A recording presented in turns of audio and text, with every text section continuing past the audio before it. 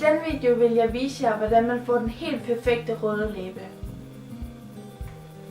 Det første jeg gør, det er, at jeg concealer rundt om læberne med en rimelig lys concealer, for at være sikker på, at den røde farve ikke kommer ud over læberne.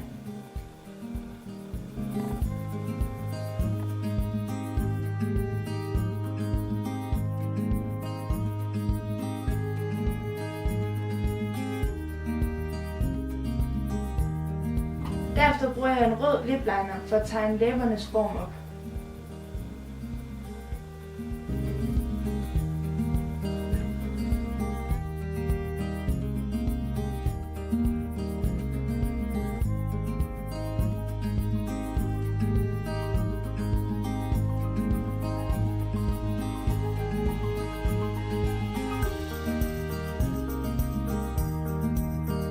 Efter jeg har tegnet omridserne af læberne, fylder jeg læberne ud.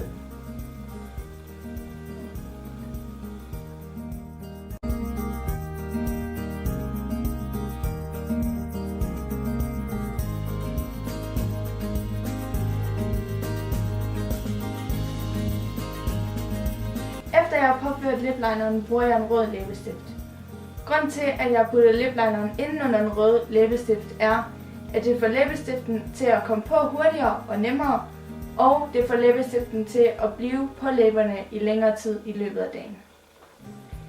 Jeg bruger en pensel til først at påføre læbestiften med, da det er nemmere at styre, og det bliver mere præcist.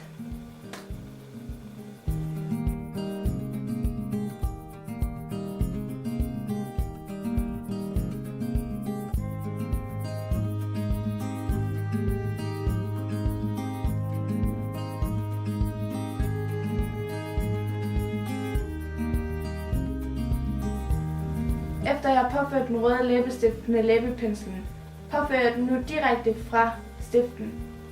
Det gør jeg for at få den endnu mere intens og for at være sikker på, at der er kommet produkt over det hele.